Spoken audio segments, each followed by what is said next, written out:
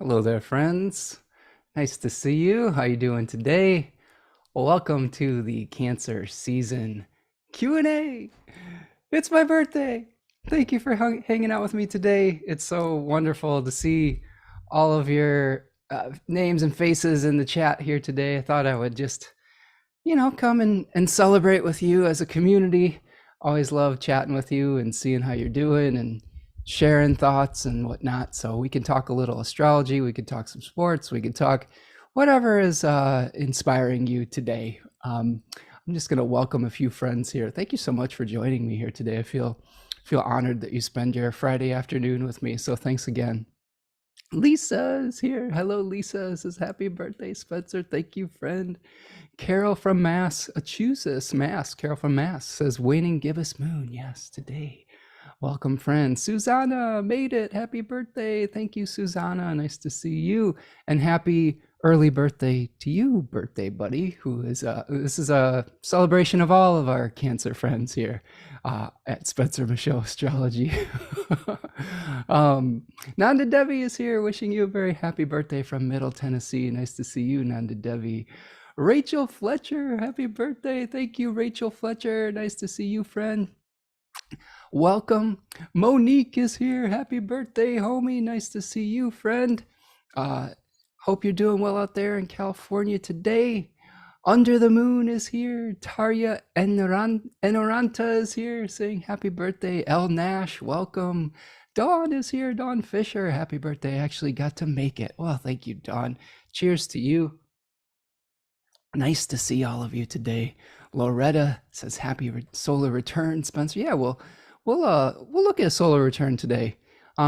We can look at my solar return if you want. If you want to get a little bit of an insight on how I look at solar returns and how you might be able to use it within your own practice or within your own chart in your own life.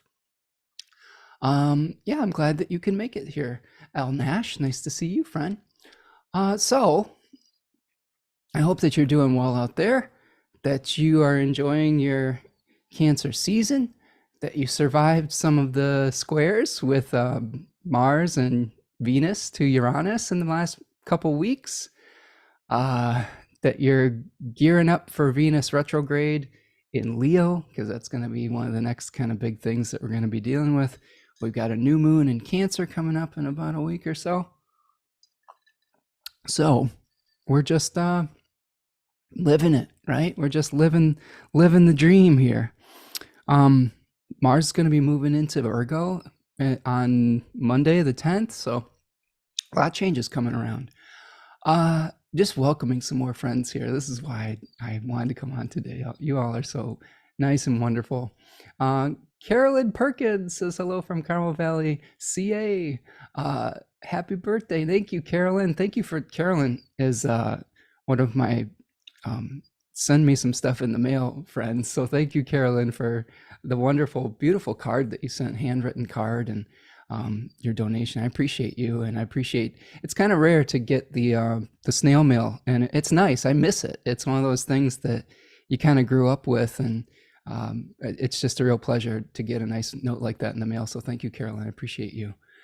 Let's see. Tanya is here from inside the house. Nice to see you, Tanya.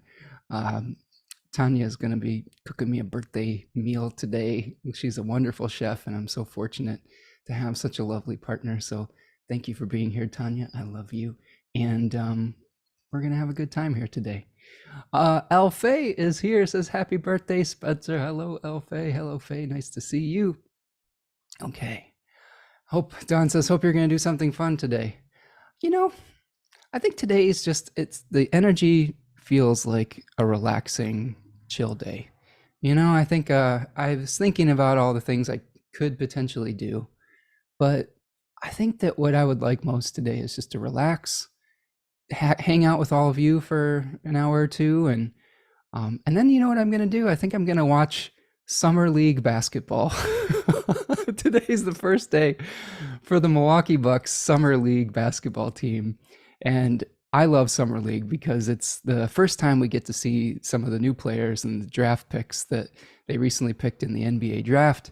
And it's just kind of nice to get introduced to new players and new teammates that are going to be part of the team moving forward. So those are my big plans as I have my on my 43rd birthday. So I'll show you the solar return. We'll kind of dive into that a little bit today. And it is a Q&A. So if you have questions about your chart, if you have questions about astrology, questions about sports, whatever it is, throw them in the chat and I'd be happy to converse with you about all that. Couple things that I wanted to alert you to before we dive into it all today. First of all, if you're enjoying these chats, the easiest thing you can do to support the work I'm doing is like this live stream here today on YouTube, share it with your friends, subscribe to the channel, turn on your notifications so that you know when we're going live. You can also buy me a super chat or super sticker with a little $sign in the chat there. That supports the work that I do today. If you're feeling like you want to, buy me a birthday coffee or something, like that's always appreciated, but don't feel obligated. Your presence here is the present enough. But yeah, we're, being able to like and subscribe really does help the work that I do here. And I have an email list that I'd love for you to sign up for. I've been doing a song of the week in my newsletter where I take a song, usually a song, I really like music from the 80s and 90s, so some of that is coming from that direction, although there are a few things sprinkled in from other decades in there. But I will take an artist that has a chart placement that is similar to where the sun is transiting through. So this week I put George Michael in the newsletter and his song One More Try, which is a beautiful tune, one of my favorite tunes of his. He actually has a Cancer 2 ascendant. So I thought that was just getting the vibe of somebody through their art and through their music can be a really interesting way to learn about astrology and the decans in particular. So we examine the chart in the newsletter. So that's another great way to engage with astrology. Another announcement I have is this is really the last weekend to sign up for my guided group study, summer 2023. We're going to start Monday, the 10th at 1 p.m. Eastern time. We're going to be doing Secrets of the Waite Smith Tarot by Marcus Katz and Tally Goodwin. We're going to be meeting every other Monday in the afternoons. We're going to meet for a couple hours, and we're going to talk tarot. We're going to talk some of the context of how this tarot deck was formed, the art and the meaning. We're going to connect tarot to the astrology with the decans. So it's a really great community building experience. I've really been fortunate and grateful for the people who have shown up for those. They contribute so much intelligence and grace, and we've been able to live out the astrology in real time. So if you want a group to like go through the summer retrogrades, like the Venus retrograde and things like that, if you want to be able to talk out some of that stuff in real time and connect it with tarot and astrology, it's a really great community that we've been building. The Flowering Wand was a life-changing book in my opinion. This was our last book that we did. We just had an amazing discussion group. So I would be really stoked if you'd join me for the guided group study summer 2023 that starts this Monday. There are payment plans available if you need some assistance spreading things out. I'm always willing to work with you one way or the other. I don't want anybody to be priced out of the class, or if you're like, oh, I need to wait till my paycheck comes or whatever. Just send me an email. We'll figure it out. I just want your voice there in class. Okay. So those are my sales pitches for you. I, of course, still am doing readings right now. Books are open. If you need some help through these summer periods, I'd be happy to be your guide as well. Okay, I'm just going to keep looking through the chat here. Going to get so many friends stopping in. Let's see. Nanda Devi. Oh, she lived in Monterey, near Carolyn Perkins in Carmel Valley. That's nice. Okay. Dawn says, chillin' is always fun to me. It fills my cup. Yeah, me too, Dawn. Sometimes we need to just learn how to listen to our bodies and relax a little bit. I've had a lot going on in the last few weeks, and it's been just a number of things that we've been trying to work through in our personal and professional lives. And sometimes you just need to take a break and catch your breath. And I can't think of a better way to recharge on my solar return than just hanging out and taking it easy a little bit. Kaylin, Art and Spirit is here. Hello, Kaylin. Nice to see you. Have a great day and make special wishes. XO from Oregon, Kaylin Swan. I think, Kaylin, are you the the individual that messaged me about a tarot deck that you're working on, because that is very cool. So I want to amplify your signal if that's so. Um, yeah, there's all sorts of creative individuals in this community here, and I'm more than happy to support people's projects as far as like if they need any feedback on the things that they're doing astrologically or through tarot. I'd be happy to take a look at what you're doing and give you some encouragement, or I don't know, just support what you're doing by amplifying your signal. I think that there's so many wonderful creators out there. Like we have our friends Janet Goodspeed from Good Sigil stops in. She makes wonderful jewelry. I think Yevgen's here today. He makes cool stuff with I think he does some costume design and things like that. There's all sorts of talented people here. Susanna's an amazing painter. All of you have your own skills and talents, and it's nice to be able to see those things.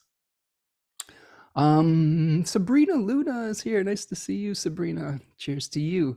Susanna's asking, what Time Lord are you getting now? That's a good question, Susanna. I have Jupiter as my Time Lord as of 5:38 p.m. today. So this is the end of my Saturn day here. My solar return is going to be happening at 5:38 p.m. Eastern time. So you're catching me at the very, very end of the solar year here. But we'll take a look at it together. I'm pretty excited about switching from 2 years of Saturn to Jupiter. And Jupiter's conjunct my midheaven in the solar return chart in Taurus. So I think this is going to be a really important year. And I'll tell you some of the stories of my last solar return that had Jupiter on the midheaven in a Jupiter perfection year, because I went back and I looked it up because I thought, oh, wow, I wonder if this has happened before in the past. And sure enough, it did. And there was some really big changes that were going on then that I will share with you. Cosmo Shiva Galaxina says, happy birthday in Venus Retro, emerging new Spencer. Yay, thank you, friend. I think that's Yevgen, so nice to see you, friend. Tracy Chaplin is here, says, I have 2 degrees Cancer Sun. I'll check out the George M chart. He is my ETA. I love George Michael. There's a new documentary on a band that he was in called Wham in the 80s that came out on Netflix, and I'm looking forward to taking a look at that as well. I just think that he had such a pure voice. His tenor was so strong and pure, and he had that really emotive Cancerian quality. This is one of our like superpowers, and some of our crosses to bear is as Cancerian placements. We can really we can make people feel how we feel, for better or for worse. I call it the cloud, the emotional cloud. So I really have to be aware of my emotions and like emotional leakage and emotional boundaries. It was a great skill to have as an artist, as a musician, even as a public speaker. Like I would maybe even consider myself a motivational speaker here, because if I want to make the vibe calm, if I want to be reassuring, that's something that this Cancer energy can do. If I'm feeling upset, the flip side of it is that other people can feel my emotions very loudly. So it's great to be able to put that energy into something creative like music. And George Michael just really was able to express in a really deep way. And I miss him, and I wish that he was still around and had a little bit longer, but he left us a really beautiful body of work, I think. The George... He is your era, Tracy says. Okay, yes. Yeah, I guess he's my era too. I was a little bit young when his stuff was coming out, but it was part of my youth. I was born in 1980, so he was around when I was formulating my musical taste. Tracy says, I'd love to join the group study. Well, Tracy, there is a link pinned to the top of this chat where you can sign up. I would love to have you in class, friend. It's such a beautiful sacred space that we create together. We have a Discord group where we talk about things in between the times that we meet. We're sharing gardening pictures and pet pictures and things like that, and charts, and talking astrology and tarot. It's just a really nice space that we're creating, I think. So yeah, click that link and sign up. We're going to be starting on Monday. Oh yes, Kaylin says, yes, 12 Keys to the Tarot has astrology and Kabbalah in it. Nice. So yeah, Kaylin is, I'm going to be, hopefully I can give some guidance with that, and check out Kaylin's, I believe there's going to be a Kickstarter at some point soon. So keep us in the loop, Kaylin, on how that's going. And we'll try to amplify your signal here and, support the work that you're doing. All right, so Tracy says, happy birthday, fellow Cancerian. All right. Yeah, we got a lot of Cancers here in the chat today. Tanya says, I always say this, but the Waite Smith Tarot deck is one of the most important and enduring occult works of art. Its usefulness and importance really can't be overstated. I agree, Tanya. Um, it is a fundamental and seminal work that many decks are built off of, many future decks, many future creative decks, and learning the context that it was born under, as well as how to use it. This book isn't just history. This book here is really, it's historical, it's contextual, but it's also a guide on how to do spreads and how to do card meanings and things of that nature. I'm just really excited to dive into it. It looks like a thick book, but there's a lot of space in the pages, so don't get intimidated by the size of the book. We try to keep the reading assignments manageable for the time that we do things, and I know that life happens and things like that, but please join me if you can. Susanna says, so we're both switching to benefics. Yay! You says that Susanna is a Cancer who has her birthday coming up tomorrow or Sunday, I think, right, Susanna? Say my Mars perfection ends and my Venus will be my Time Lord starting tomorrow. There you go. Yeah, so that'll be nice. I'm looking forward to the switch to the benefic Time Lord for sure. Carolyn has a question. It says, people say I have no earth in my chart or no water, etc. They have an idea this is a catastrophe. There's little in any of my astro books. Any suggestions regarding addressing this with clients? That's interesting, Carolyn. Like seeing the different elemental balance in a chart. I think that we all have strengths and weaknesses. We all have different areas of our life where we may have a little bit more flow and more ease of being. And with the different elemental kind of mindsets, for example, someone with a lot of air in their chart may be a little bit quicker with their thought processes or something of that nature, where they are able to think a little bit more abstractly, whereas someone who has a lot of earth in their chart may be more concrete. We need both types of people in the world. If you have a lot of water in your chart, you could have pretty high emotional intelligence or have a lot of feelings, deep feelings. And sometimes some people who lack some water in their chart really struggle with emotions. But I do think that everyone has a certain set of human characteristics. Everyone does have, water, earth, air, and fire parts of their chart because every single house is represented in a natal chart. So there are parts of your life that may require an earthier type of experience, even if you don't have a planet in that particular place. You may have to, let's say that you are a Leo rising, such as myself, but you don't have any planets in earth signs. But your second house is an earth sign. It's like Virgo would be on the second house cusp. You may need to be very practical about your finances and about how you support yourself and be very organized in detail since Virgo is on that particular cusp. And then you'd want to look at the placement of Mercury to see what kind of themes and topics may you look to be able to bring in resources. For example, you'll see in my chart today, I'm going to go over my solar return chart today. You'll see in my solar return chart and in my natal chart, I have Mercury ruling my second house, retrograde in the 12th house in Cancer.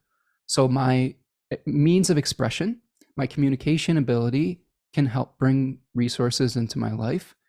This is called Antisha, Secrets in the Mirror by Elizabeth Hazel, who is a local astrologer in Detroit, Michigan. Or no, she's in Toledo, Ohio. I know she's around my area somewhere, but she's been writing all these wonderful books, including a fixed star book, Little Book of Fixed Stars. Really love that book. And I just had a random conversation with her, maybe even a few years ago now, but I was trying to ask her about having the second house ruler in the 12th. And she was like, oh, that's, because I had a lot of mental hangups about it. We often take on narratives about some of our chart placements that can be really limiting beliefs. And I think I had some of those. And she framed it for me in a way that was very different, saying that, that's really about being able to make your income maybe from a distance, from maybe the internet, from liminal spaces, which the 12th house can represent. And sure enough, I've been making a living doing these kind of live streams and working with clients all over the world through the internet and through, these liminal spaces that we call the digital realm here. So it's really fascinating to me to see how that all turns out. So I do think elemental balance can be learned over time, Carolyn, as well. I think that if you, like, say, you lack some earth in your chart, you may be able to learn how to do things more practically. If you have a little bit of a, like let's say you have a fire, focus in your chart. You may be really passionate about things. You may want to take action, but you may have to learn to slow down a little bit. And it just takes practice. When we lack certain elemental qualities in the chart, that kind of energy may just not come as naturally as it would to someone else, but it doesn't mean you can't learn it. I hope that answers your question. Carolyn says, I'd like to join the group. Also, is it a real problem if I can't get the book before Monday? No, Carolyn, it's not. We will talk about the book, but yeah, if you order the book and it comes a few days later, it'll be great. There is not a reading assignment that's due before Monday, so you'll be good to go. I would love to have you in class there, Carolyn. That would be great. Okay. Let's see. Yeah, Monique says lots of cancers here. My birthday is Sunday. Happy birthday, Monique. These are my second decan Cancer birthday buddies, Susanna and Monique. And it's nice to celebrate us Cancerians. I think a lot of times we tend to try to nurture other people and taking time for ourselves and maybe claiming some of the love that we give to others isn't always comfortable or natural. And I think on our birthdays, it's maybe the one day we can be like, yay, I could be supported too. So I think it's nice. It's fun. KP1231 is here. Says, hi, Spencer, and all happy birthday to you. Thank you, friend, from Cleveland, Ohio. Lynn McMillan is here. Happy birthday, Spencer. Ooh, I love the chocolate bar. Nice to see you, Lynn. Lynn's been a great contributor to our group studies as well. I'm looking forward to seeing you again in there, friend. Carol is here, Immortal and Wild. Happy birthday, Spencer. Just got here listening while cooking. Well, I hope it's something delicious, and thank you for the birthday wishes. L. Nash says, I also have the second house ruler in the 12th. Love that reframe as I've been doing telehealth for the past few years. See, perfect. See, this is what I love, hearing people's stories like this, because there's so many different manifestations. So not only are you doing something remotely, but you're doing something maybe in the health field with, like, which has something to do with hospitals, with people maybe that are having a difficult time. I think that this is another thing that I realized, is that I can support myself through doing work on helping to alleviate other people's suffering. So if you have something in the 12th house, you may look to finding empathy and compassion through that work. And that could be a way to support yourself. There's always ways to reframe things, right? So yeah, that's a great story there, El Nash, for sure. Okay, Dimphy is here. Hello, Dimphy. Nice to see you, friend. Hope your garden is going well. I've been seeing some nice pictures of your garden. Tanya Gerardo, happy birthday, Spencer, and all your Cancer friends. Nice to see you, Tanya. Thank you. Okay, well, thank you, friends, for stopping in. This is great.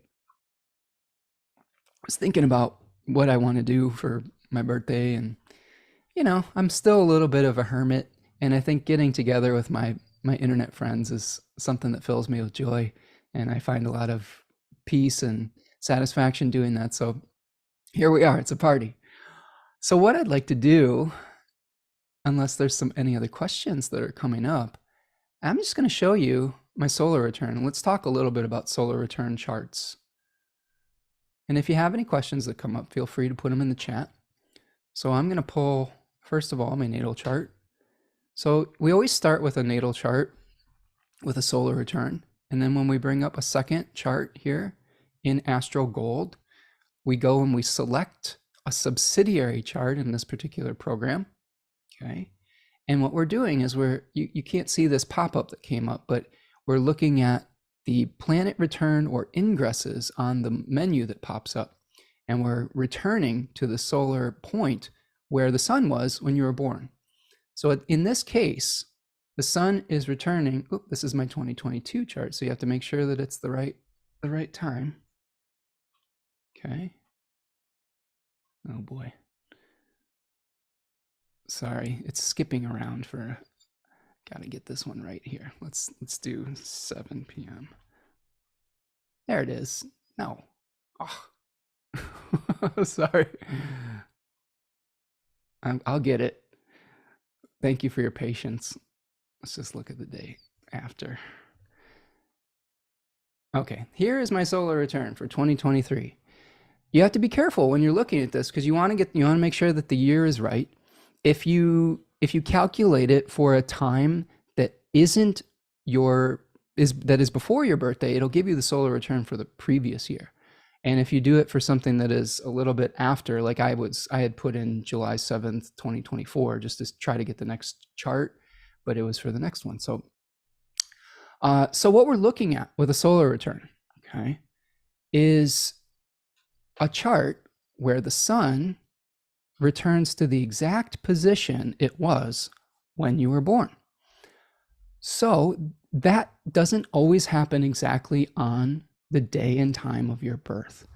Sometimes it can be the day before, sometimes it could be the day after, because the solar year shifts a little bit each year. Sometimes there's like leap year days and things like that. So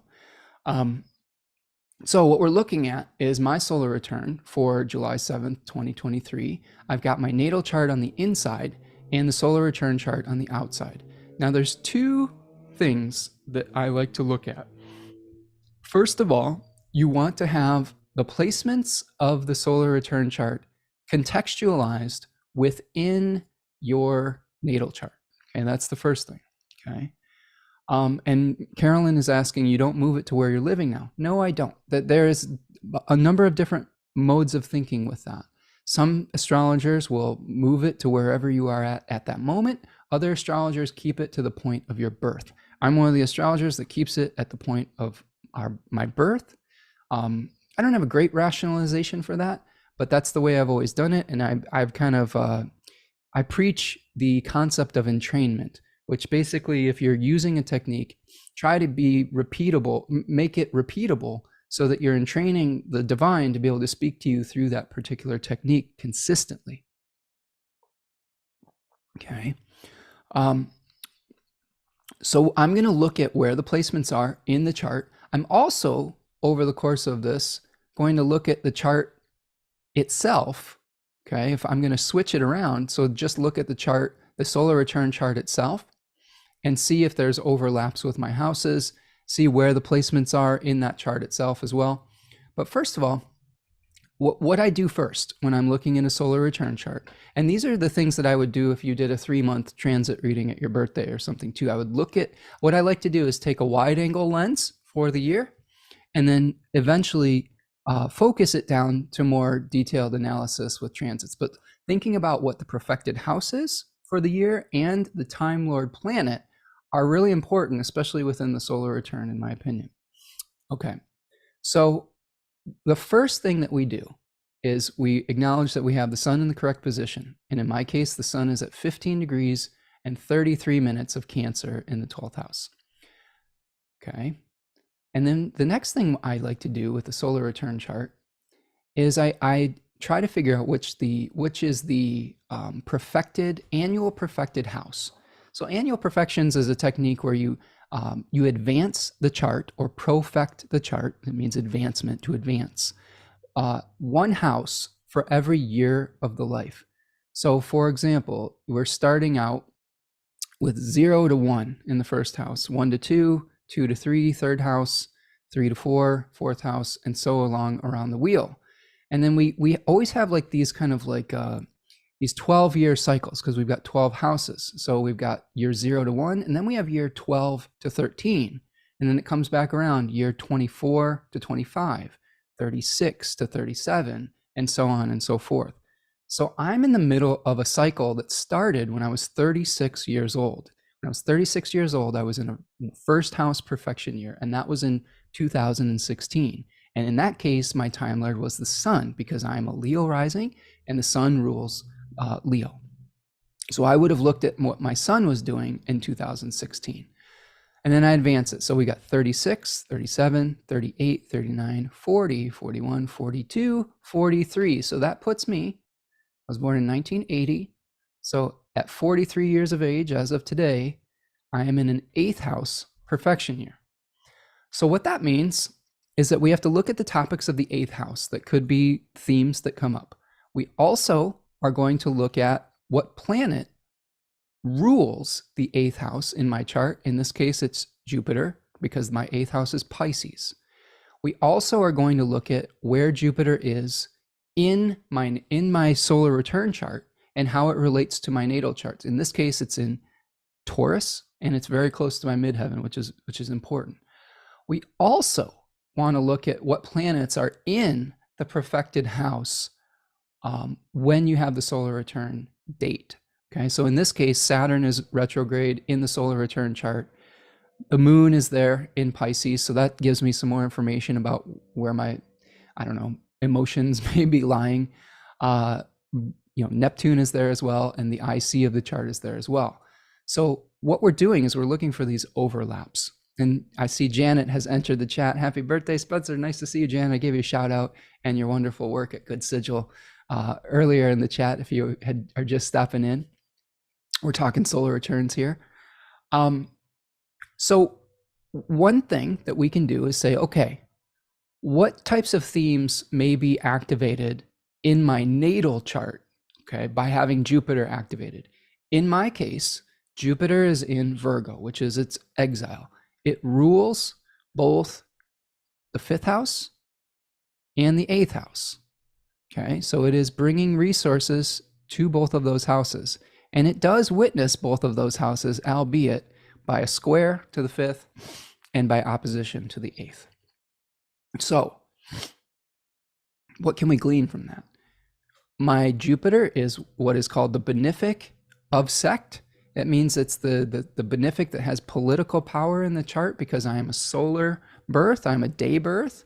So that means that the Sun, Jupiter, and Saturn are supported with political power in the chart, whereas Mars, Venus, and the Moon are out of sect, okay?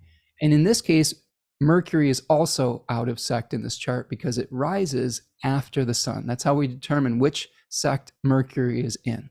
So in this case, Mercury is rising after the Sun, okay? So it is of the lunar sect. So this is a really interesting condition to me. And thank you, Michelle, for the super sticker. I appreciate you, friend. So what we are doing is, I'm kind of starting off with a Jupiter in the first decan of Virgo type of energy today. I'm teaching, right? So Virgo, first decan Virgo, is associated with the 8 of Pentacles. And it's really about craftsmanship. It's really about learning your trade or teaching kind of the rules of incarnation. There's a daimon or spirit with that decan called Themis. And Themis was like a teacher of divine law. So I feel like this year for me in particular, if I was giving myself a reading, there may be teaching that brings me income, and I may be expanding my profile because Jupiter in the solar return is in the 10th house, right on the midheaven. That's a very powerful position for Jupiter. When it's angular, that's bringing a lot of good fortune. And I've been really thinking about expanding my offerings this particular year. I have some different responsibilities as my life continues to change. And I need to change some of the ways that I do things and expand my offerings. And quite frankly, I need to start bringing some more resources in. So that's something that has been on my mind. And to me, it shows that this may be supported during this year. Now, the challenge with Jupiter in Virgo is that it's in its exile. So that can be a little bit of a challenging placement for any planet being in its exile. It's not a death sentence for the planet. It just means that it's in a house that it is not normally comfortable in. In this case, Jupiter is in the house of Mercury. Jupiter is a planet that likes to see the big picture. It likes to unify things. It likes to bring things together, bring order to things. Mercury is a planet that likes to destabilize. It likes to question things. It's a skeptical planet. So when we have Jupiter, a planet associated sometimes with faith, in a sign of the skeptic, or in the sign of examining things to their minutia, right? Rather than seeing the broader view, sometimes, and you all have probably experienced this on this channel, but maybe it still works for you. Sometimes I can get really down in the weeds and detailed. Some people really appreciate that about my work, and other people who probably aren't even here anymore, it's too much for them, right? So, for reference, every single thing that I do for my astrology channel, I make, 2 to 3 to 4 pages of notes for, whether it's a reading, whether it's one of these talks. I prepare probably more information than I can even use, but I like being over prepared. I like being, my biggest fear, I think, is being under prepared for something. So this Jupiter is helping me to do that. Now, another little interesting side note about Jupiter in Virgo 1. There's a fixed star in this particular decan, this 10-degree section of Virgo, is specifically at 7 degrees of Virgo, called Thuban. So my Jupiter is conjunct a fixed star called Thuban, and that is a dragon that is guarding one of the pole, really, the garden of immortality on the pole. It is in the constellation Draco, which circles the pole. And the ancients thought of that as a place of immortality because it didn't ever rise or set. It just kind of appeared in the night sky, right? Because it wasn't part of that ecliptical motion quite as much as some of the other constellations that would sometimes appear and disappear at different times of the year. So Thuban is a message to not hoard material possessions or information. In this case, in Virgo, it's teaching, it's information. I've had to learn how to be a channel for information. So I do have, I think if you came into my house, you probably could say that I like books. Do I hoard books? Debatable. Like, probably a little bit. But what I've learned is that when I share the information that I learn from those books, rather than keep it secret, more information, more books, more guidance come to me. Okay, so I've had to learn to release my grip a little bit on, having to be the only one that knows something. That's something that maybe I felt that way at some point when I was younger, but it's always kind of been not really part of my personality. If I like something, I love to share it with people. I love to share information. I love to share music. I love to share things of that nature. The only thing where I'm a little territorial is my space in my house. I don't really like sharing space in my house. I need a private sanctuary where I can go to just relax without anyone else's energy in that space. And I've had to learn how to work through some of those challenges. So I hope that this has been, is helpful as I've been kind of breaking down the Time Lord planet. And thank you, Dawn, for your super sticker. I appreciate you. Dawn says, I submitted your name this morning to Astrology Hub as a potential teacher for next year. Nice, Dawn. Thank you. That would be great. I would love to work with them in that capacity. Monique says, yes, time to mentor me this year, Spencer. Stop hoarding information. I try to be generous with my time and my energy and things like that. So yes, I'd be more than happy to help you on your journey, Monique. And yeah, I would love to, anytime any of you want to suggest me as a teacher or spread the word about this channel or the work that I do, that is one of the greatest gifts that you can give me. Is word of mouth is so important. It's something that is really a great gift that you can give to somebody that you want to support, because it just helps us to get out into the world and in new corners of the world. So thank you for that. I appreciate that. Carolyn says, loving to share. Isn't that Leo ascendant? I mean, that could be part of it. I think that there's so many different ways we can interpret different parts of our charts and find generosity within it. I think that, I don't know if Virgo necessarily, just as a sign as a whole, would be considered a place of generosity. It doesn't mean if you're a Virgo, you're not generous. It just means that the part that I'm pulling on is specifically the fixed star Thuban, which really gives you a warning not to hoard your whatever it is, your information, your resources. I've seen people that have malefics on Thuban. Like, so let's say you have Saturn or Mars on Thuban at 7 degrees of Virgo or somewhere around there. I've seen people like that have some real problems with either sharing or hoarding things in their houses and things like that. And when we talk about it, sometimes it can be harder to let go. Okay, so we all have placements that are going to be more or less difficult to work with. Okay, let's see. Michelle says, to have Spencer as a teacher, I meant to write. Yeah, that'd be great. I mean, when we do these guided group studies, when we do these book clubs, they're basically classes as well. We are sharing with one another, but you know, through the facilitating that I'm doing a lot of teaching in those classes as well. So those are also opportunities to learn, not only to learn about what's in the book, but to learn how to contextualize that within your astrological and tarot work as well. So I love teaching. I've been a teacher probably since my late teens, early 20s. I've taught guitar, private lessons. I taught group songwriting classes at a community college. I've taught astrology classes. I love sharing information. And I think you could see that with Jupiter in that second house and in the first decan of Virgo. Dawn says they're sending out a survey soon. Suggestions for next year. Immediately thought of Spencer. Such a good soul. Oh, thank you, Dawn. Yeah, appreciate you spreading the word. Appreciate that for sure. Michelle says, I'm a Virgo sun, Cap rising, and Leo moon. I love to give. Maybe it's my Leo moon. You know, like I said, there are not every single sign has it. Well, how do I phrase it? Let me phrase it in the right way.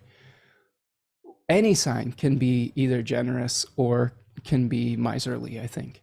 So I think that it's not just like if you're a Virgo and you're like, oh no, I'm not a hoarder or things like that. There's so many generous Virgos out there too. Like, and it's all a combination. It's not just one planet in your chart. There may be one area of your chart where you feel a little bit more tight-fisted about something if you have a particular placement, but it's all a combination of things.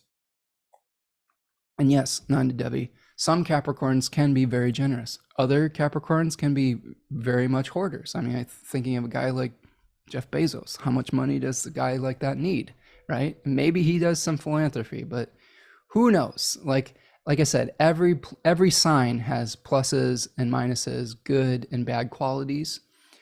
So try not to put yourself or other people in a box when you're doing this work. Okay.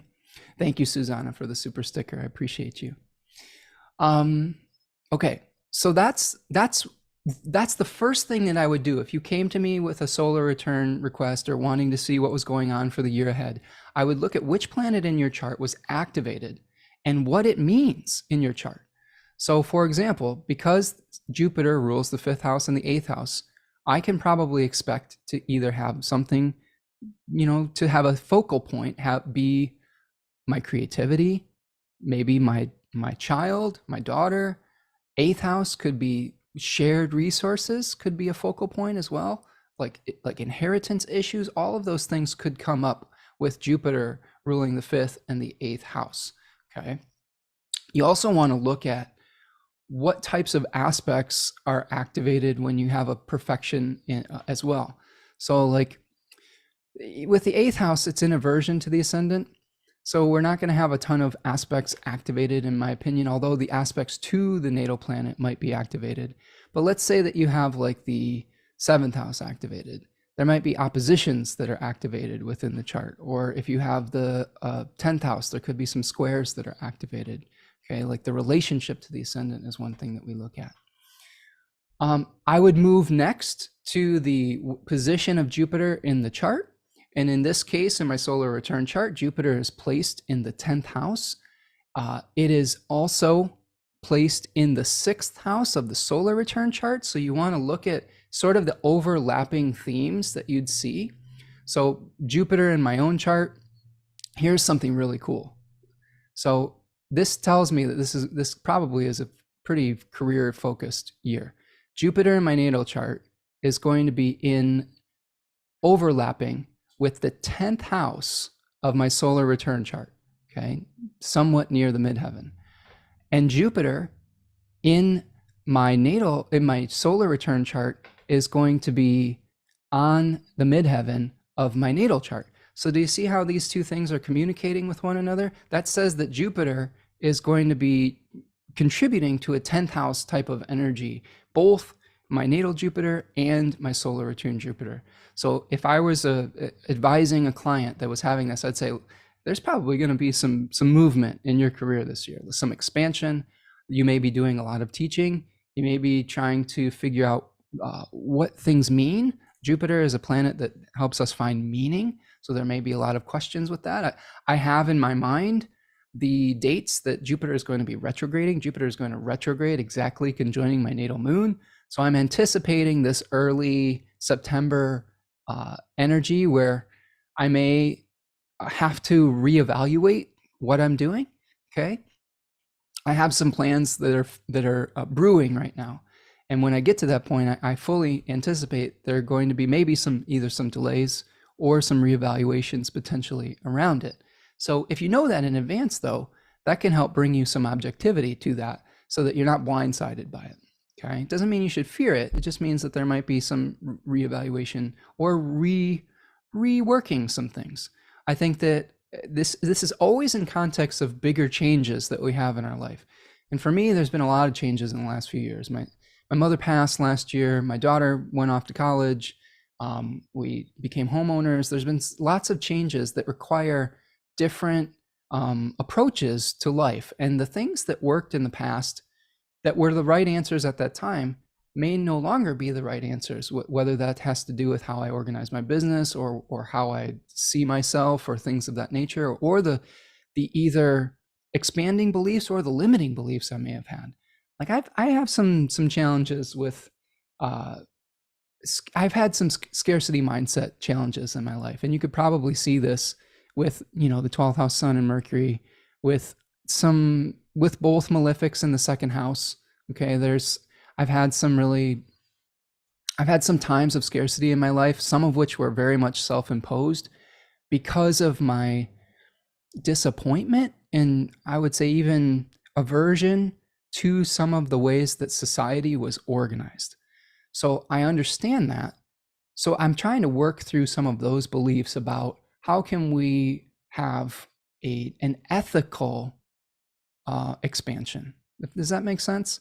Like, and capitalism does this to us. It forces us into these ethical quandaries a lot of the time. And it's something that I've felt very, very acutely. And it has held me back in a lot of ways. So those are the things that I'm working through. Maybe some repressed beliefs with the 8th house being activated around money, around how I give and receive it, around what is possible, around my value, right? Like this is something that we think about with the 2nd and 8th house axis is our value in relationships to others. I will say that I give away a lot of my teachings here, and sometimes I receive proper energy exchange and sometimes I don't. And sometimes I'm okay with it and sometimes I'm like, I probably should have had better boundaries. So those are all things that you think about when you're having a 2nd and 8th house kind of energy as well. Okay. I would say that I've erred on the side of being generous with my time. I'm really someone who hasn't really been great about, I don't really enjoy putting things behind a paywall. I feel like information should be out there, but I think that one of the things I've really tried to rely on is the generosity of my community to understand that I'm putting this energy out there and like hope that it's reciprocated without forcing a reciprocation. I guess that if that makes sense. And sometimes that works and sometimes it doesn't. So that these are some of the things I'm trying to think through as I move forward with trying to expand is where do we need to set a boundary? Where do we say this is our value and this is what this information or this time is worth? I don't have the great solution to it. And I think we're all just living through the answers. Okay. So I hope that helps to explain the Time Lord, Jupiter. Okay. Jupiter in the 2nd decan of Taurus could suggest some really beneficial exchanges. This is associated with the 6 of Pentacles. This is an energy of exchange, whether you're receiving benefits from others or whether you're giving to others. So this might be something where I'm either receiving great benefits in my career or maybe gifting something to somebody as well. So I think it works both ways. So I'll have to keep that in mind as I go through my year, as when are the times to give and when are the times to receive. And I think a balance, a healthy balance of those two things is going to be important moving forward. I think the other thing you would look at in the solar return with the Time Lord planet is what aspects are the other planets making. In this case, we do have Venus, its host, in a square. Mars is square Jupiter. So there may be some challenges to figuring out who you are during this period of time, or who I am, I guess, if I'm looking at my own solar return. Like, when we're shifting how we express ourselves publicly, sometimes we go through some shifts of identity in how we think about ourselves and what we are in the world. A lot of you have come over from the Nightlight cohort over there, and our good friend Adam Elmas has gone through a lot of changes in the past year that he's been very public about as well. So he's gone through some of that as he's expressed who he is and what he's all about. I don't know if I'm going through that exact experience, but I think that we're all changing and we're all going through shifts of consciousness. Hopefully, if we're continuing to grow and to keep in alignment with changing to meet the needs of our current circumstances, we will be allowed the grace to have different expressions as we go along. Oftentimes it's very difficult to make changes because, especially when you do public work like this, a lot of times people come to expect you to be or do some things in a certain way.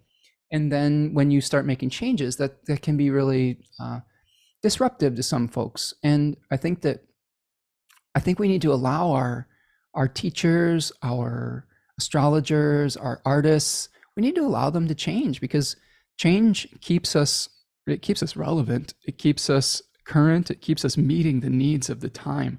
Think of these artists that were timeless. I'm thinking of people like David Bowie, who was able to make adjustments for the time and kept evolving as an artist. And he probably upset some people at various times. But when you look back at the entirety and the whole of his career, you can really see that there was something beautiful to it. There was even some threads of coherence to all of it, right? He was just changing with his interest and with the times and meeting the needs of the people, which is what a good artist can do.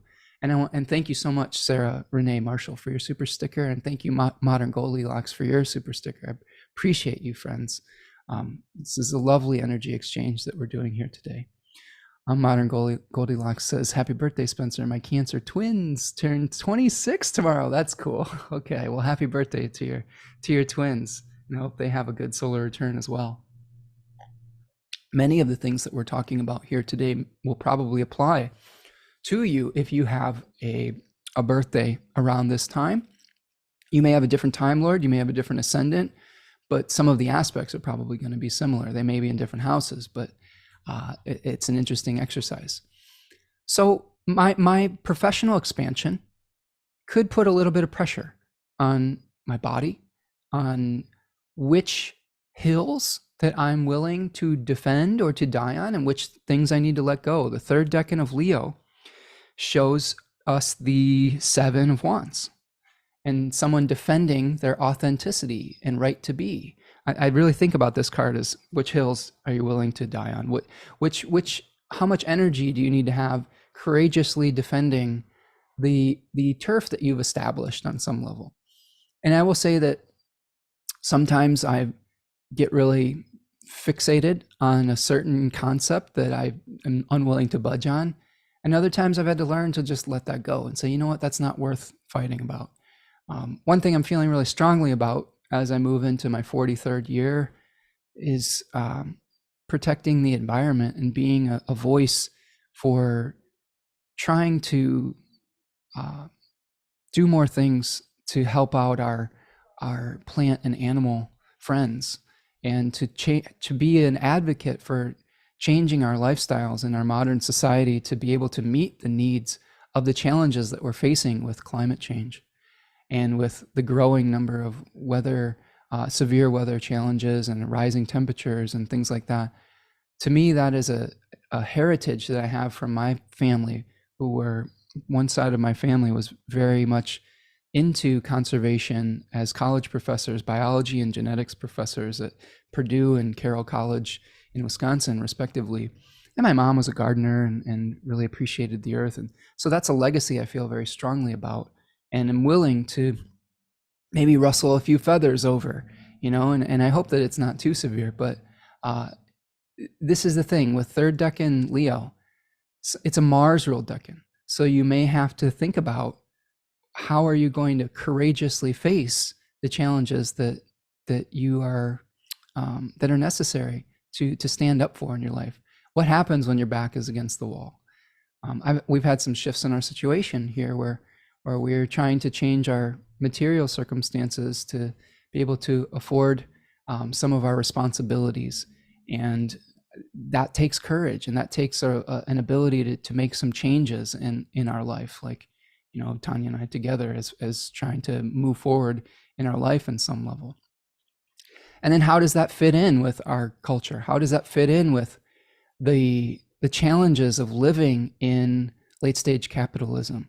How can we be expansive while also understanding that sometimes we will have to reduce our dependence on things like comfort and excess in this pre-apocalyptic time that we see? I think that we still need to maintain hope, but I do think that major changes are coming or are here, and that we need to adjust accordingly. So that's one thing that I look at in this chart. You can also see that there's separating squares to Uranus with Venus and Mars. I've just come off of a Mercury return, so this could also make some suggestions as far as like how I might be able to communicate this year. All right, with Mercury in the third decan of Cancer, that decan is associated with the Four of Cups, and there is questions of scarcity versus abundance in this decan. And I will say from personal experience, having Mercury in this decan, retrograde in the 12th, a lot of my beliefs about money and supporting myself have been a lot of back and forth about if I am benefiting, is it taking away from someone else? Or if someone else is benefiting, is it taking away from me? Do you see what I'm saying? There's questions like that. I've had a lot of thoughts about, I don't know, I'm someone who wants to support everyone in the community. I'm not someone who really enjoys the competition that is inherent in our modern society. So competing even with some of my friends as astrologers, like thinking about, oh, if I offer something, is that going to take away resources from someone else who's offering something similar? That's something that always is running through my mind. And I think that the shift in belief is that there is enough to go around, number one. And number two is that we have, let me see, I'm losing my train of thought here. There is enough to go around that there are so many different perspectives, right? There are different perspectives that we have in life. And even if you're teaching a similar concept, having it filtered through a different voice could be the key that unlocks that particular concept for you as a student. So being able to learn from different teachers will give you multiple perspectives so that you can get to the core essence of that particular concept. So this is something I'm having to remind myself with that, is that just because someone else is offering a similar topic or something like that does not mean that it's been filtered through my own perspective, my own consciousness, my own voice, and that my voice is something that may help unlock this for a particular individual, whereas maybe it being filtered through someone else may unlock a different concept for them that maybe they won't get through me or something of that nature. So it works both ways. And this is true if you are thinking about jumping into any field where you feel, I don't know, I don't think it's necessarily imposter syndrome. I think it's more about, like, I don't know, feeling like, oh, what do I have to offer this? There's people that are already doing this. What do I have to offer as an individual? And I think it's important to believe in yourself, that your voice and your experiences are important and are unique. I think that's the other thing. Your experiences are unique, while also you may be able to, by sharing them, people may also see some truth and some connection to their experience. And that's how you can guide people as well. This is why I'm so open on this channel. I'm pretty open about my life. And I hope that by being open about how I'm feeling, what my life is like, without, you know, I don't know, without whitewashing everything or making everything, I don't know, putting a lens over it. And we all do that to a certain degree, and I can be guilty of that sometimes. But I hope that by being that authentic self, whether for better or for worse, it allows other people to share their authentic feelings. Because the reality of it is that unless you're super, super blessed, or I don't know if naive is the right word, but everyone has some challenges in life. And I think that in modern society, where a lot of us are pushed to put this mask on of everything being okay. And I want to make it okay for everything to not be okay. Because we're heading into some times where everything isn't okay. A lot of things are okay, but a lot of things aren't. And we need to be honest about that with ourselves. So there's freedom that comes with that. There's healing and catharsis that comes with that. And that's, I think, really important to remember. Okay, I'm checking in with the chat here. Monique says, there's enough for everyone. Everyone has their own unique way of offering similar content. Yes, I agree, Monique, for sure. Gabriel Rosas is here. Happy birthday. Thank you, Gabe. Nice to see you, friend. This is another example. Gabe is a brilliant astrologer, and we were talking about Virgo earlier.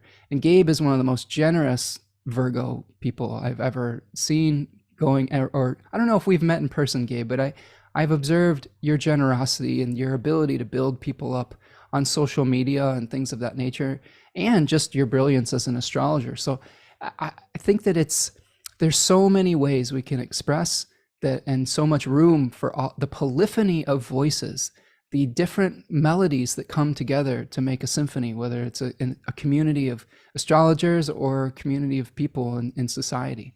So Gabe, welcome, and I'm glad you're here, friend. Thank you for the birthday wishes. Dawn says, I tell people this all the time. If we could do this with our children too, it would help them ease into adulthood so much more easily. Communication and sharing. Yes, Dawn, for sure. I agree with that. Yeah, and you know, allowing our children to have their own voice too, right? Without thinking that, you know, we're going to be usurped. There's all these stories in mythology of sons and daughters usurping their parents, and I think sometimes we have a fear of that. Of dreams that we had that maybe went unlived, and we can react differently when our children reflect that success or failure back to us through their choices, and just allowing them to be themselves and to go about their own lives and sing their particular song is important. It's been a challenging lesson for me. My beautiful daughter has a 20-degree Leo ascendant. So we have a lot in common, actually, even though she's a Capricorn sun. So there's been a lot of like mirroring with her and trying to figure out what is our own individual path versus the other's individual path. Carolyn says, also important to read about the Dunning-Kruger effect. People how with low ability overestimate their value and knowledge, while high performers tend to underestimate their abilities. That's a good point, Carolyn. I think humility is important there. I think that when I was going through the Nightlight program, which was wonderful, I think that Adam talked about this quite a bit. Like sometimes that self-doubt that you have about doing the work is an important humility to come to it. If you're feeling a little bit overconfident about your ability, and that oftentimes what that will lead to is a stagnation in learning. If you feel like you have enough information, there's a balance. I will say there's a balance to this, what I'm about to say. But if you sometimes when we feel like when we overestimate our abilities, Carolyn, like you're saying, we stop learning, we stop growing, and that can cause us to start to make mistakes. So that little bit of nagging doubt that you might have about doing whatever that you're doing is going to drive you to greatness. but it has to be balanced out with sometimes the sense of satisfaction too. Like, I think that we can continue to grow while still believing in ourselves, right? Without completely eviscerating ourselves. This is something I did as a musician, as a young musician, with all this Virgo stack up here, friends. I had a lot of confidence problems as a young person. It would really swing wildly from feeling that, like, Leo, like, wow, I can't believe that came from me. Like, I can't believe that came out of my mouth or came out of my guitar. Like, it was this sense of awe at just whatever had just channeled through me, to like constantly analyzing every single detail of a performance. I would record every single performance that I have, and I would be merciless about my singing and my guitar playing and the recording and process, to the point where I was just, self-flagellating in some points. And listening back now on things that I thought were bad a long time ago, I could see some of the beauty in just the expression of that moment, right? So how can we be satisfied with what is coming from us in the moment while still being open to growth, I think, is the right balance to strike. Dawn says, I pray my daughter surpasses me and makes the world a better place. Amen to that, Dawn. Me too. The children can give us hope for the future a lot of the time. So, but we still have a responsibility, even if we have kids right now. If you're of an older generation, myself included, we still have work to do. We can't just put it all on them. Our choices still matter. Even if we're in the last third of our life, we still can make changes so that we leave them a better world to inhabit, and their kids and their grandkids. It's that 7 generations principle. It's not just about what we can collect for the last years of our life and how much pleasure we can give ourselves for the last years of our existence. It's what legacies are we going to leave behind, and those things are super important. Jennifer is here. Hello, Jennifer. Nice to see you. Happy birthday, Spencer. Well, thank you for the birthday wishes, friend. Reverend Kai is here. I'm an hour late, but catching up. Oh, you're never late. These are just slightly informal chats where you could stop in at any point, and hopefully there's some value here for you. Okay, so what we're doing is breaking down my solar return chart for the year and doing a little bit of a class, like an impromptu class on solar returns and how I do it. There's one thing to keep in mind, just like I was talking about, that there's different voices that you can filter information through. Different astrologers and diviners use different techniques. They use things different ways. There's going to be some astrologers here, they're like, well, that's not how I do it. And that's okay.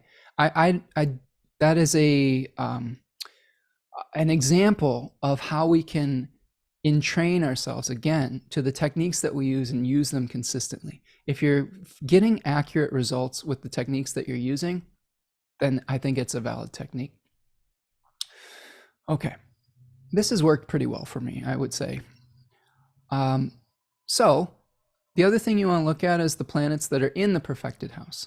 So here we have Saturn retrograde. I can't escape Saturn. I've just gone through 2 perfection Saturn perfection years with Saturn in those respective signs, Saturn in Capricorn and Saturn in Aquarius, and while those houses were activated, and it's been heavy. I mean, it's been a lot going on this past year, like lots of endings, lots of responsibilities, my mom passing, my daughter going off to college, and all the challenges with that, like dealing with being a homeowner and things of that nature. It's just been a very heavy time. There's been some wonderful things that have come out of it, but it's been very Saturnian, but very like heavy. And now Saturn is retrograde here in the 8th house. So there may be, again, some Saturn issues that come up. I've talked about Saturn in Pisces 1 as being related to the 8 of Cups, where we see a figure that's going off into the moors or into the distance. And he's leaving those 8 cups, stacked cups behind. So this is a kind of a retreat into our imaginations. It is a search for meaning. It's sort of that energy to me where we, it follows the 7 of Cups. Let's contextualize it there, where we see all these offerings, all these illusions potentially. And when we transition to the 8 of Cups, it's kind of like, maybe none of those things is bringing us the satisfaction we thought it would. We need to go off in search of higher meaning, right? So Saturn is going to say, which things truly bring you meaning and how do you make them real? How do you concretize them? Whereas other dreams that you have other beliefs that you have, Austin Coppock calls that decan the labyrinth, may be limiting. Sometimes the beliefs we have become a prison. I've had a limiting belief about what is possible for me in my life, what I'm able to, how much of a channel for abundance that I'm able to be. Like I'm not a wealthy astrologer. I've lived pretty close to the poverty line somewhat willingly for a long time.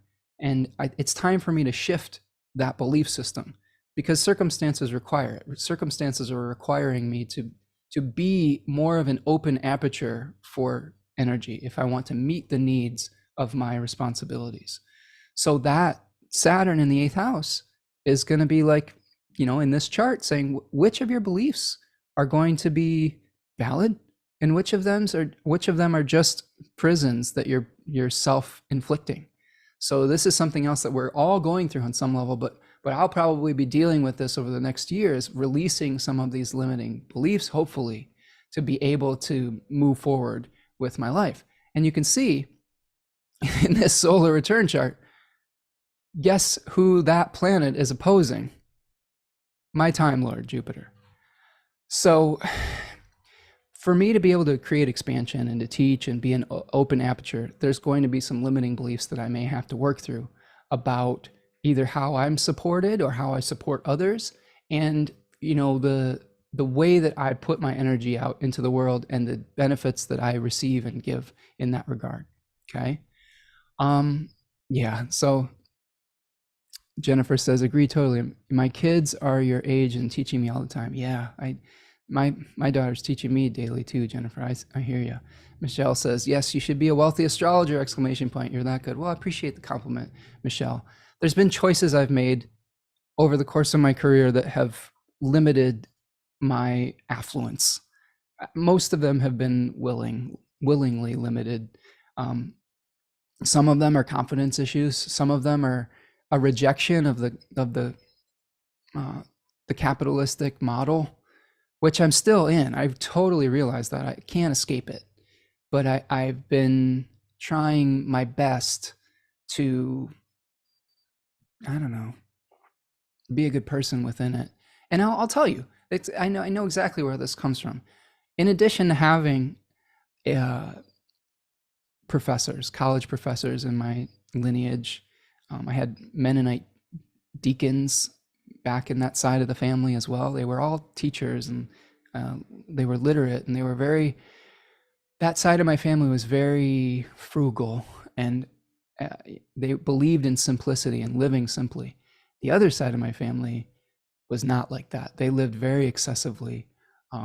My grandfather owned a company in Chicago, and he did a lot of what I observed to be very unethical things after he inherited this company from his father, who was an immigrant from England. And he was just kind of the spoiled rich kid of a hardworking immigrant who did the hard work to start the company, and he ran it into the ground, and he made some really poor choices, and it really destroyed a lot of the goodwill in our family. And that was a limiting belief that I took on as a young person, is that if you're wealthy, you're a bad person. And that's not necessarily true, so that is part of that Saturn opposing Jupiter story that is baked into this natal chart that I will have to reconcile or balance out to be able to fulfill the promise of Jupiter in the 10th house.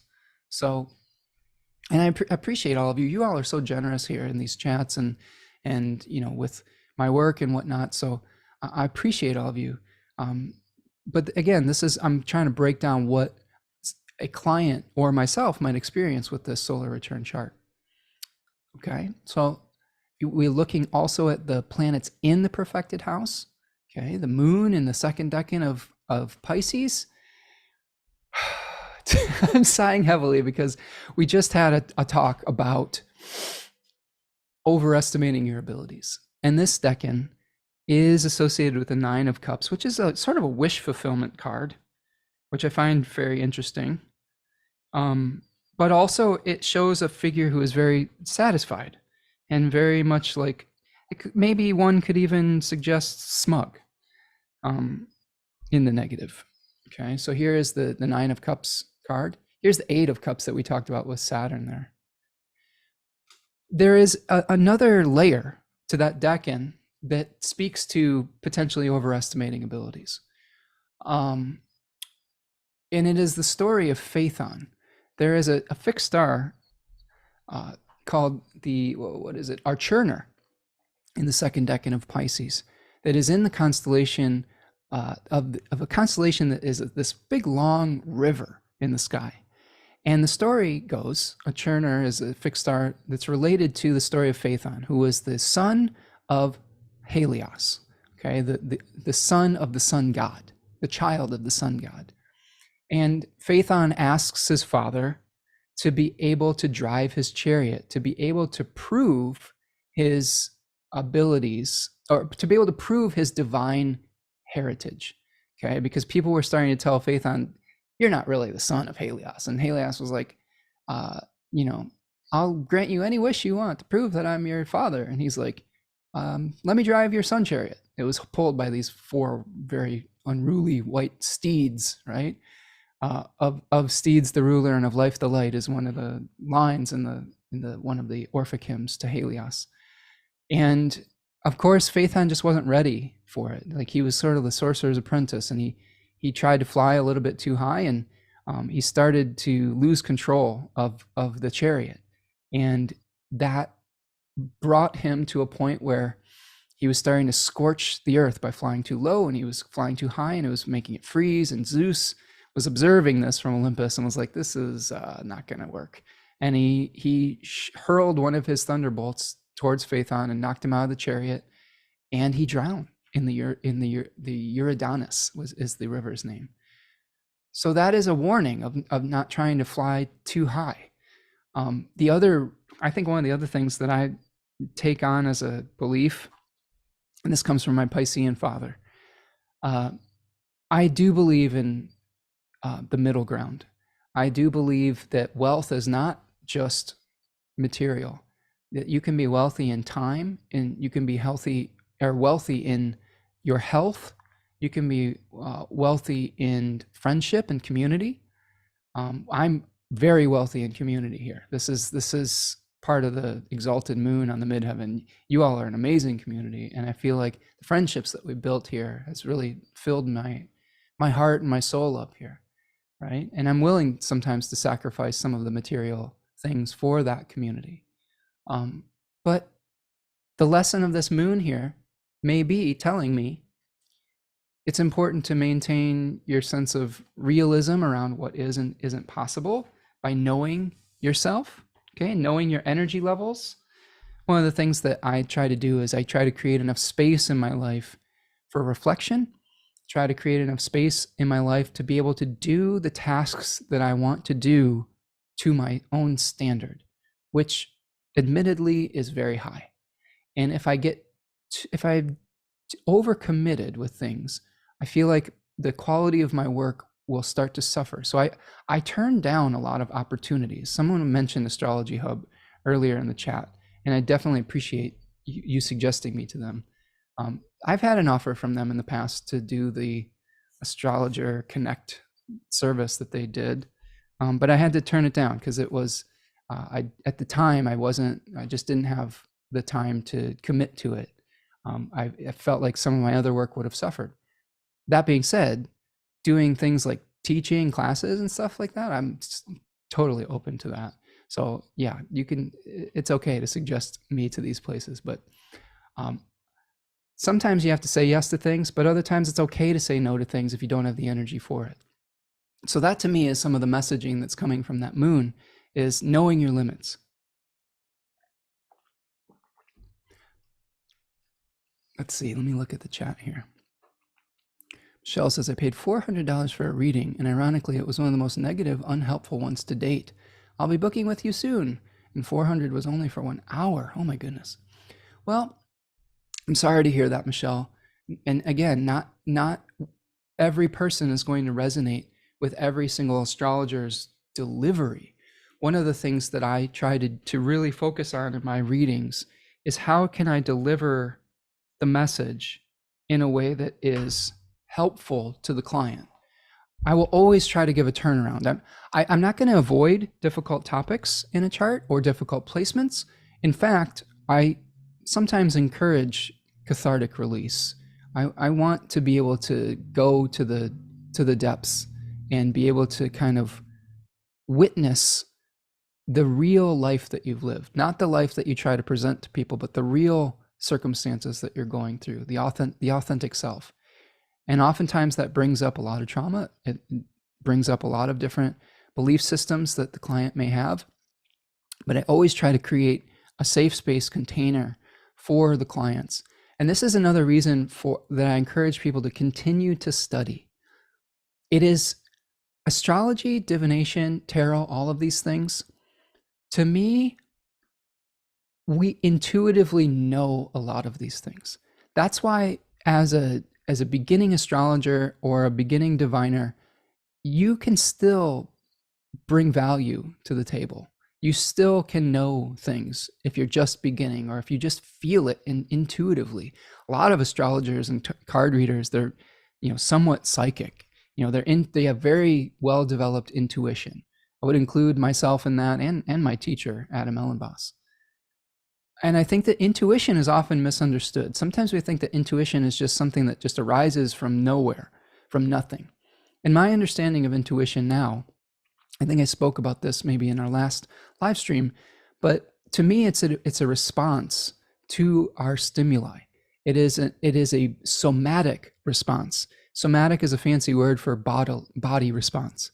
Our body is constantly taking information that we don't always we are not always able to understand with our conscious, rational mind. And I think that people who are intuitive are sometimes have very well-developed somatic responses. Oftentimes, those somatic responses are developed because they had to be developed in their youth due to potentially traumatic experiences. I find people that have very well-developed intuition had to have that intuition developed because they sometimes had unpredictable adults in their life when they were younger. Okay, so if you have like a parent or a step parent or somebody or a sibling that was abusive, you had to be really well tuned into their body language. You had to know if someone was coming home, if they were going to yell at you, or if they were going to be abusive, or if they were drunk or whatever.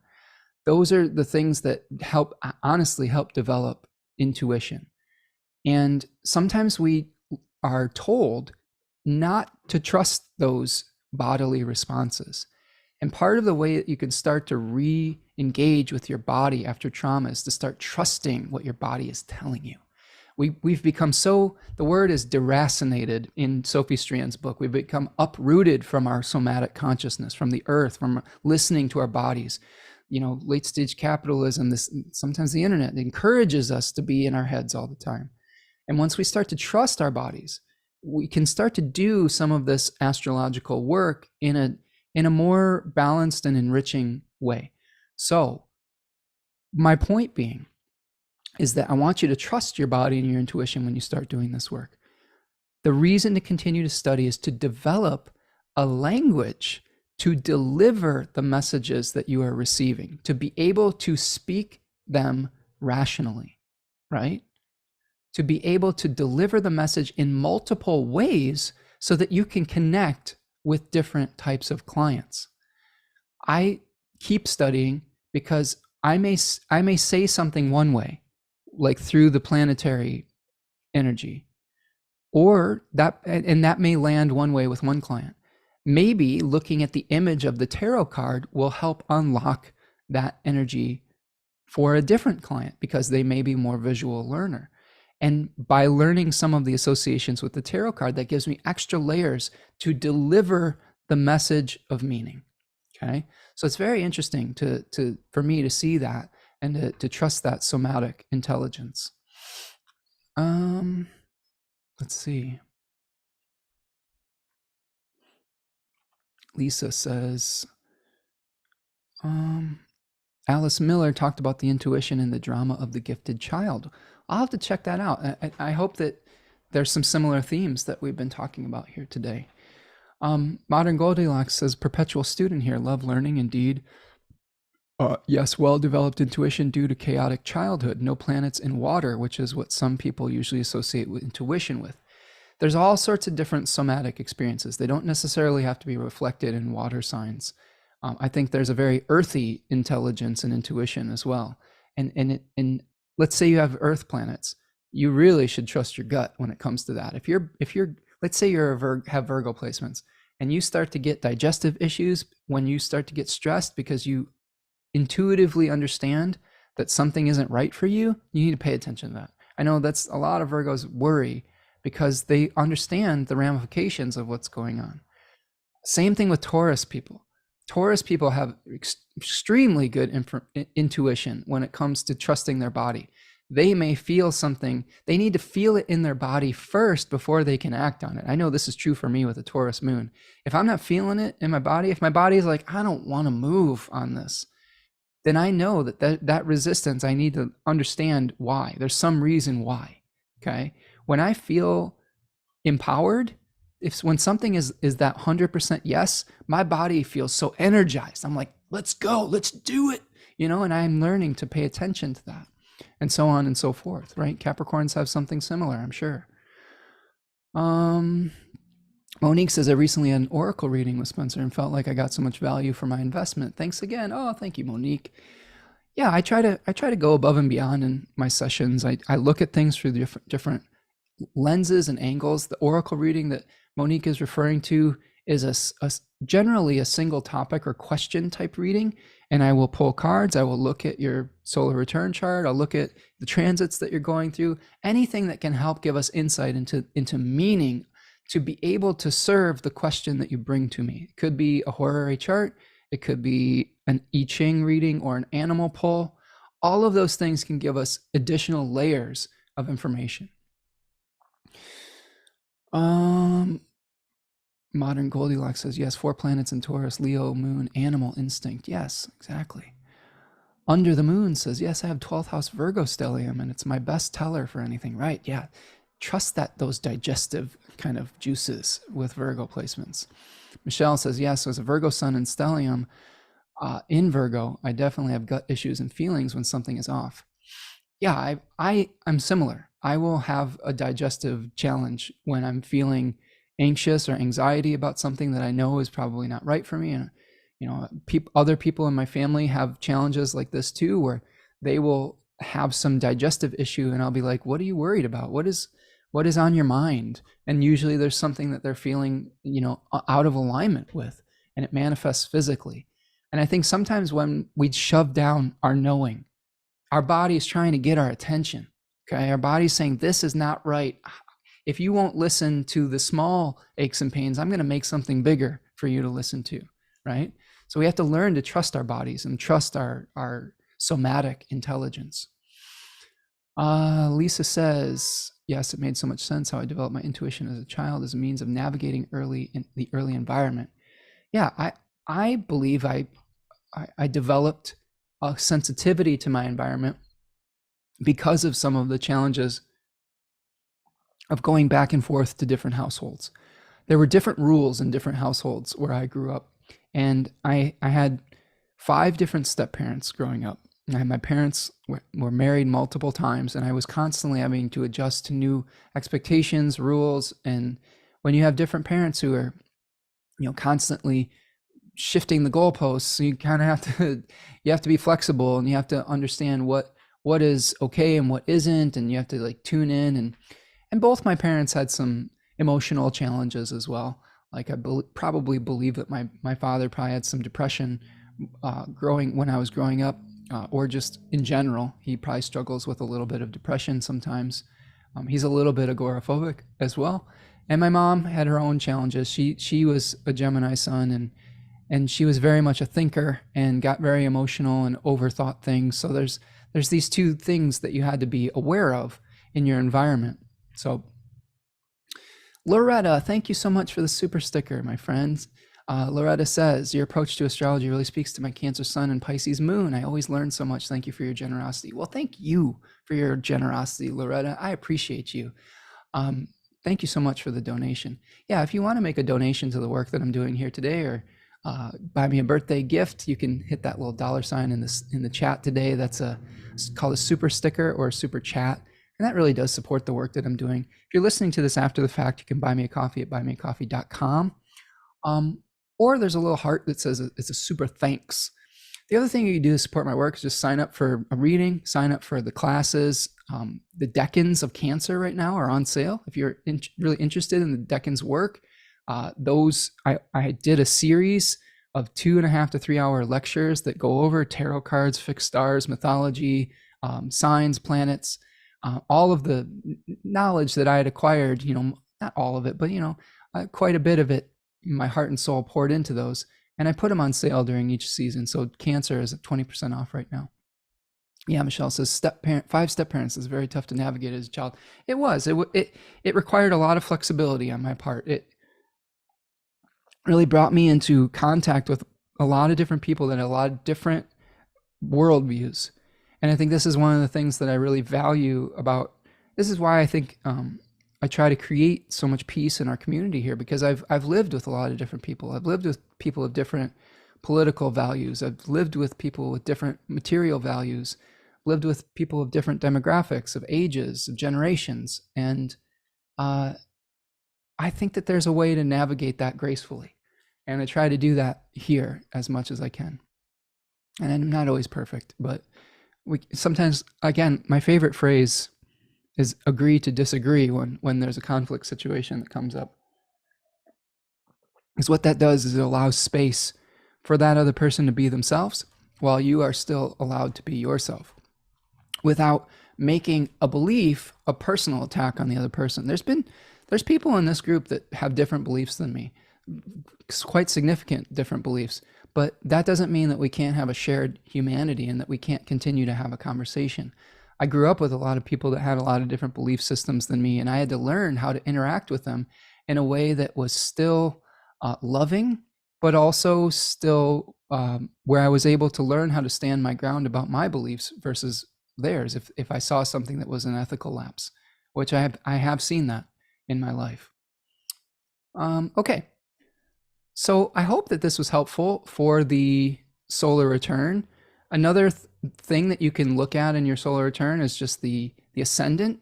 So one of the things I will look at here too, I'll just flip it around, is sometimes I will just look at it specifically with the solar return chart. So if let's say we take my natal chart out of the equation altogether, although I will say you do want to contextualize it within your natal chart. That is very important. But if we just took the solar return chart alone, you'd see that there's a Sagittarius rising. In my natal chart, Sagittarius is the 5th house. So there may be a focal point on my creative process or on my children this year. Okay, hopefully for the best. Sometimes as a parent, you never stop worrying about your children. And the first decan of Sagittarius is the 8 of Wands. So this is about delivering messages, about getting enthusiastic about what you're learning or about delivering a message, getting passionate about something. It's a Mercury ruled decan. So I have a feeling that I'll probably be passionately delivering things that are important to me this year. That's my hope, that I'll be trying to get people on board, say, hey, wouldn't it be awesome if we all went on this journey together of learning like the decans or tarot or something like that? And that might be part of the expression. Maybe I'll also return to doing some music that some of you have been encouraging me to do, and I've been that's been percolating in the back of my mind as well.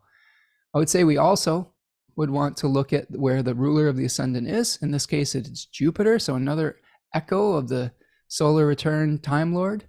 Okay, and in this case, it's in the 6th house, so maybe there's some potential, probably some hard work that's going to be happening. Maybe there's some changes to my health routines that I'll need to focus on also. I've been thinking about changing some habits with my diet and things like that, and Jupiter may be supportive of that.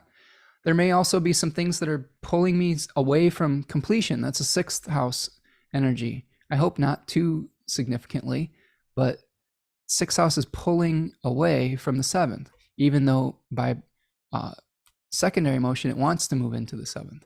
So primary motion brings it away in the 6th house. So Jupiter, though, in the 6th, I think it can be sort of a protective force on some level.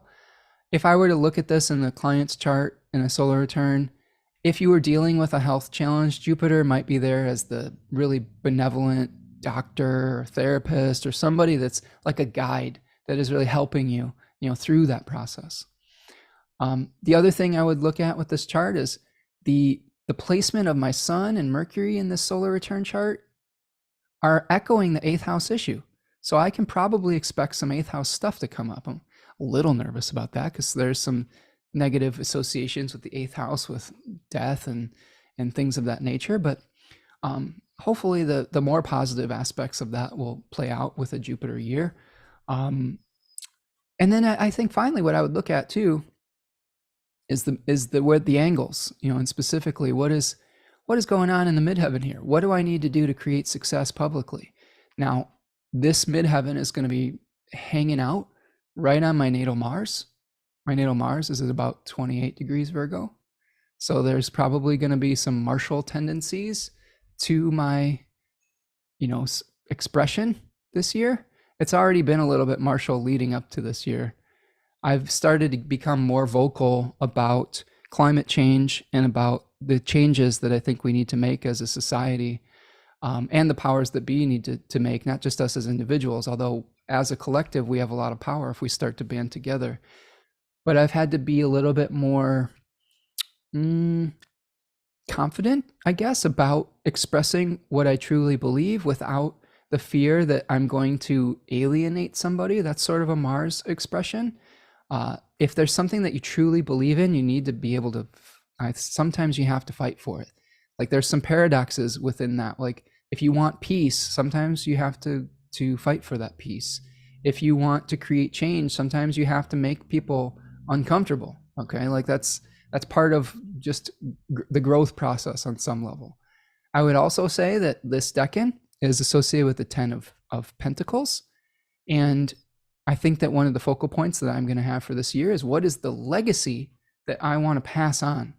Okay. 10 of Pentacles shows an old man who's surrounded by his family, by his pets, and he's amassed wealth. And he's thinking about maybe reflecting on what he's going to pass on to the next generation.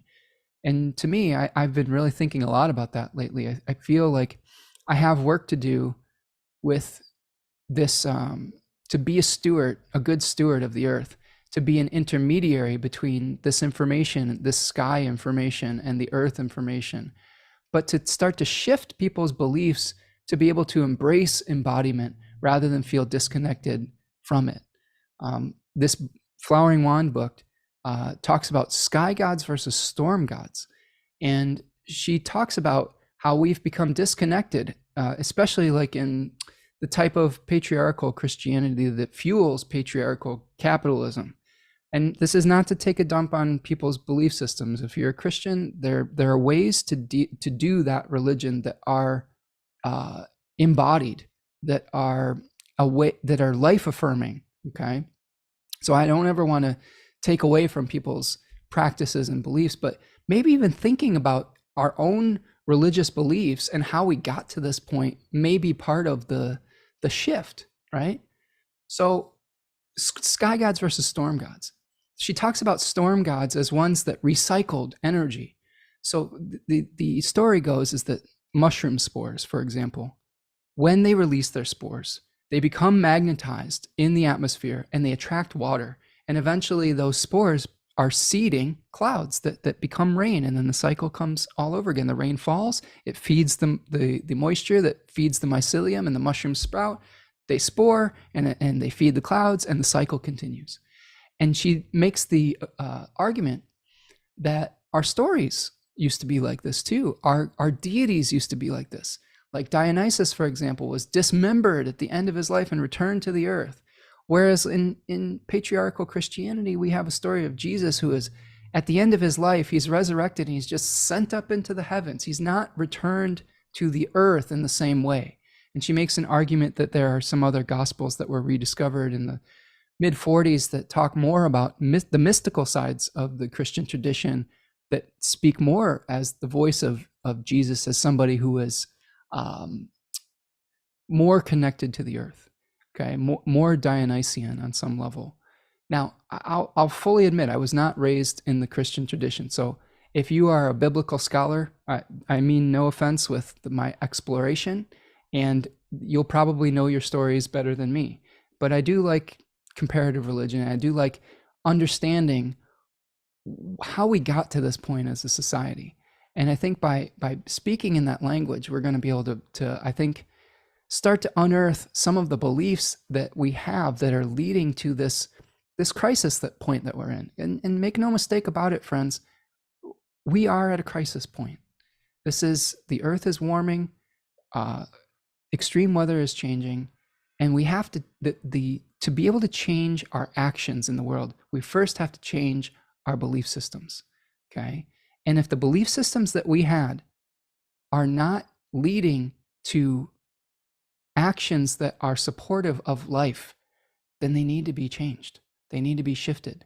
Now, that doesn't mean we have to release some of the timelessness around it, the things that support life.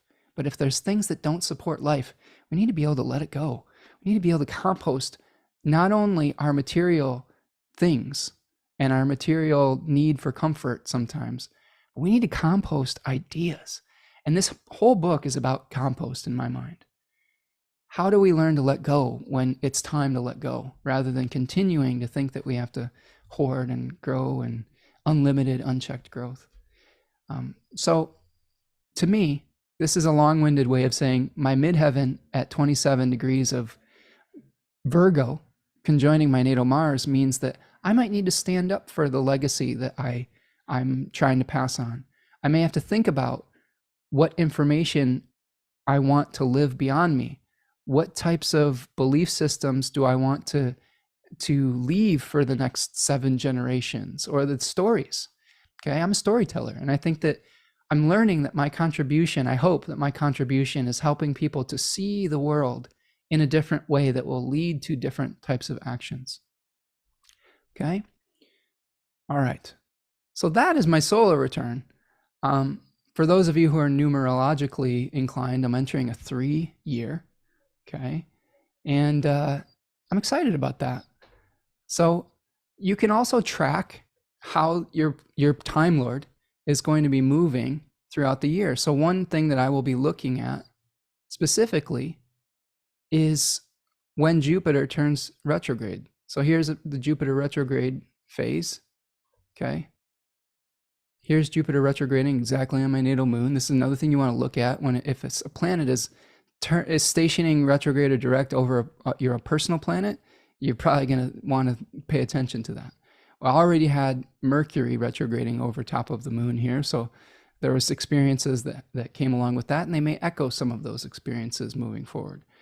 So here is what is the date here? This is the September 4th. So I'm paying a lot of attention to this September 4th date, about maybe I'll have to be patient in my career. Maybe I'll have to really re-examine material energy exchanges that I do with my career. This may be something where I'm, maybe rethinking an offering or redoing, I don't know if it's about redoing my rates.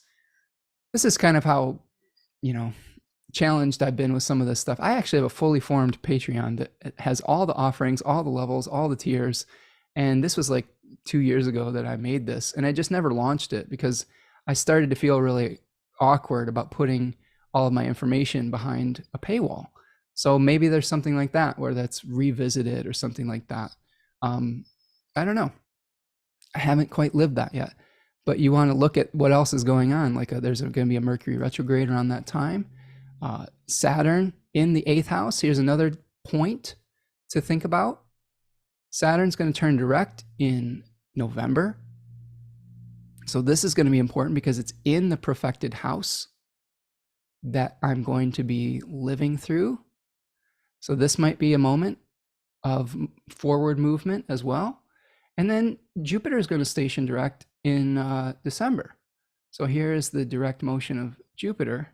This is another point that I'll mark on my calendar. December 30th, here it is. There is now a direct Jupiter. So how do you use this information? Well, for me, I look at those retrograde periods and I say, I'm going to leave myself some more space to be able to reevaluate what is working and what isn't in my life. If I'm trying to launch something, I fully anticipate some kind of delay with something potentially, or I may have to revisit something that I thought was already completed. Okay. So think about that in your life when you see this in your solar return charts is what are you going to be, where are the delays? Where are the peak moments potentially that could happen within that? I'm looking through the chat here. I'm going to just take a little, we're coming towards the end of our session here, but this has been a wonderful hangout. Dawn says, let's see. Michelle says, you're doing an amazing job. That's why the same people keep coming back each week. Oh, thanks, Michelle. Yeah, I just love the community. I love connecting with all of you. I love doing it live so that we can have that feedback in real time. I will say that I do think Leo placements really thrive on the interaction with an audience, you know, and for me, being able to have that interaction with you really like it energizes me, and it makes me help, you know, keep coming back to Michelle. So it's when you're howling into the void, it's a lot of the time it's like, are people hearing me? You know, are they listening? Or and this interaction in real time is really validating a lot of the time. Dawn says, I guess the question then would be, who gets to decide what is enough for someone to have? Much as I believe people should only be allowed one child per person, people ask how anyone gets to decide that. Yeah, I mean, these are the real challenging ethical questions that a lot of us astrologers, tarot readers, philosophers are really trying to grapple with. As artists, we can reflect our reality back to the masses. As diviners, we're helping people to find meaning.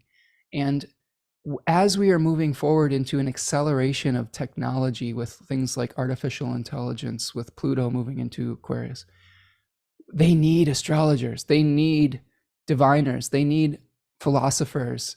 We need, you know, artists and all of those things to be able to ask the questions, just because we can do this, should we? Where are the boundaries that come into place? How does this, is this technology, is it supporting life? Is it bringing us a greater meaning? Or are people using it for exploitation? I think that sometimes our role as artists and as diviners and astrologers is to tell people to put the foot on the brake and say, look, maybe we should slow down with this. Maybe we shouldn't push the boundaries of this through hubris. Maybe we need to re-examine whether this is actually healthy for us as a community or not. And the astrology can give us a lot of insight into that. Like being able to see the Saturn-Pluto conjunction that happened at the start of the pandemic. Many astrologers were like, this is going to be a very life-changing experience for us as a global community. And it's probably going to bring out a lot of corruption in our systems that need to be dealt with. So if you see that as an astrologer, and then you start connecting it with the greater macrocosmic questions that we are dealing with as a community, it just brings context, right? Brings context. So keep searching for meaning within the astrology, but also keep connecting it to your lived experience. You know, and people are going to find different connections with different placements, but that's how we make it embodied, is connecting it with the lived experience. If you're the type of astrologer that only lives in the abstract realm, you're only seeing half of the picture. And those types of astrologers sometimes can be very detrimental to their clients and how they communicate, because when we keep things so deracinated, I want to make this a thing. Deracinated means uprooted, disconnected. Okay. Think of a plant that's in a pot rather than in the ground. Okay. When we keep those things totally objective, when we keep it sky god consciousness, then we get attached to what a 2,000 to 3,000 year old text says that is specific for the context of that community. For example, it is probably increasingly rare that a baby will be left on a hillside to die. Okay, which was called exposure. If you read ancient astrological texts, they talk about this native, you know, might have died from exposure. Now, and that's not to say that that doesn't happen. It absolutely still does. Like there are still times when a child is abandoned and is left to their own devices, but it probably happens less often than it would have 2,000 years ago. So we have to be able to start shifting the meaning. Because if you say let's say you see something that would indicate in an ancient text the exposure of an infant in someone's fifth house, you know, you don't want to go to a client and be like, you might leave your baby on a hillside to die. That's really toxic and probably not true. Okay. So you have to figure out how can you communicate that message in the context of the society that we're working through and for the beliefs and ethics that support people in a modern context. Okay. Let me see, just looking through the chat. Monique says Jupiter goes retrograde square to my natal your natal Jupiter on my north node. Oh my goodness. You know, here's the other thing I would say about benefic squares. Oftentimes they aren't that bad. Ancient astrology talks about a planet in the overcoming position or the overcoming square. I believe the word is to be on the 10th, as actually a really positive experience. So yes, that you might have to look out for the too much of a good thing type of experience. Jupiter can be, we can, you know, anytime that you have a planet like Jupiter, like let's say we take one of its layers of meaning as warmth and moisture, which are generally conducive to life. But if you have too much warmth and moisture, you create rot.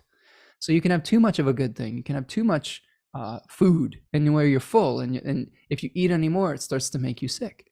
Okay. So when we're looking at benefic energies, sometimes too much of a good thing can start to make us sick and create the opposite as well. Okay. So when you're looking at the square, Monique, in your chart, it's probably not the worst case scenario type of thing, but you might have to say at that point, I've had enough. This is enough. I don't need any more of this. I've created the amount of abundance that I can handle right now. And if I try to expand any more, it will start to lead to its opposite, which is decay and contraction. Okay. We always have to know kind of when to say when on some level. Rose T says, I would totally sign up for your Patreon. Well, that may be something in the cards. I'll have to think more about that. I have a, I'm going to think about it because part of the thing that is my hang up with the Patreon is at the time that I thought about launching it, I felt at capacity for the work that I could do well and the offerings I was doing between my readings, my webinars, my client work, and these YouTube stuff, these YouTube lives and videos. And I was really struggling with like what I could offer that would not start to really just become a burden on me, because really Patreon is really to support the creators for things that they're already doing on some level. And I felt a lot of pressure about what else can I offer? How can I give more? And so I'll have to figure out how to do that in a way that is allowing for me to stay healthy with my time commitments while also providing value to encourage people to sign up. That's why I like the donation model on these live streams, because what you're doing when you're donating here is you're really just saying and acknowledging and patronizing this channel and saying, hey, I appreciate the time that you've invested today, rather than having an expectation that you're going to get some other reward, if that makes sense. So I don't know. We're all just trying to figure this out in this this this time that we're living in. That is, it puts us in a lot of challenging ethical quandaries sometimes, myself included. Let me look through the chat here again. Let's see. Dawn says it's huge commitment too to be online like that. I follow a lot of people, and that's a huge issue for many of them. Yeah, I mean, I like to be consistent with what I do in my content, and I like to be able to, if I say I'm going to show up for something, I show up.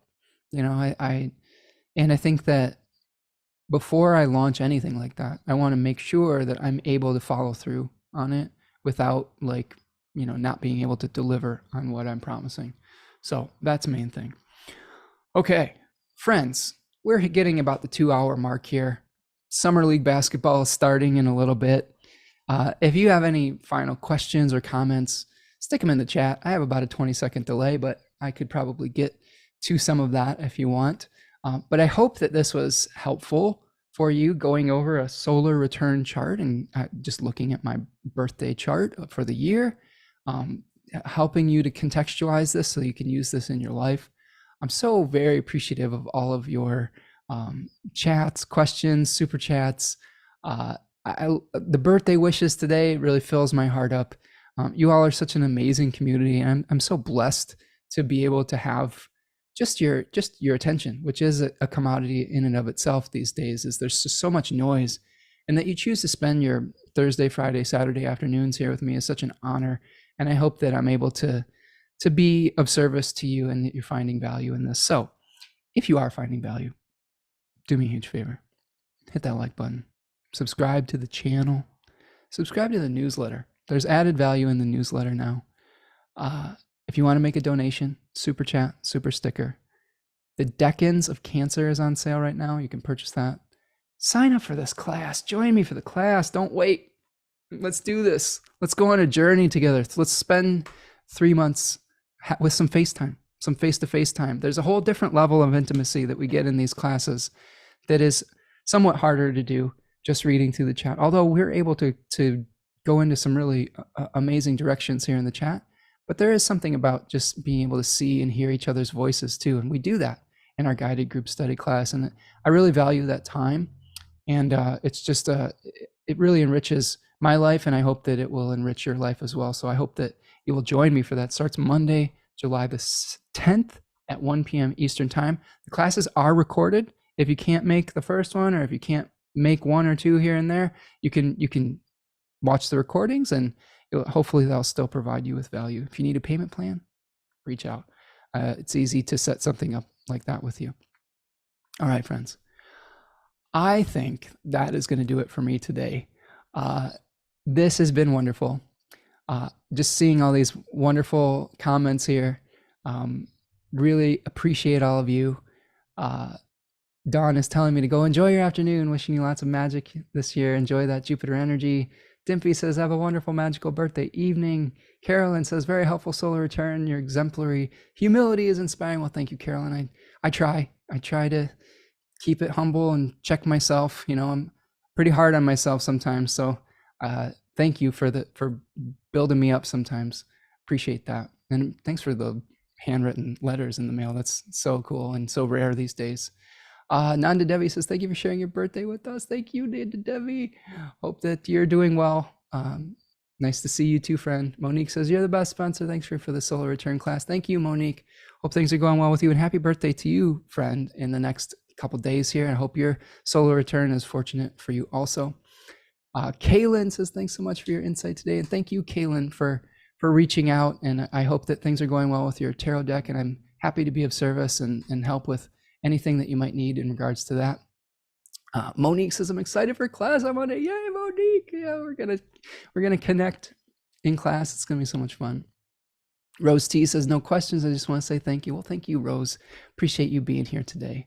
Tanya here, wishing all of you fabulous Cancer sweeties the happiest birthday. Yes, Tanya, thank you for making my birthday special. And I think we're gonna have a nice meal tonight and just relax and chill out and go for a walk, maybe somewhere beautiful, and just have a nice relaxed energy and watch some basketball. Fun. All right. Yeah, look into the class, Rose. I would love to see you there. All right, friends. That's what I've got for you today. Thank you so much for joining me today. I'll be right back here next week to talk about the new moon in Cancer. I've got a few other some guest appearances that are kind of in the hopper coming, so look for that. I'll announce that in my newsletter, and I'll direct you towards where you can find that stuff once it's recorded and out into the world. And yeah, I hope that you're having a wonderful weekend and beginning to your weekend, and I will see you the next time. Okay, so that's what I've got for you today. Have a great one. Remember to be kind to one another, be kind to yourself. And happy birthday to all you Cancers out there.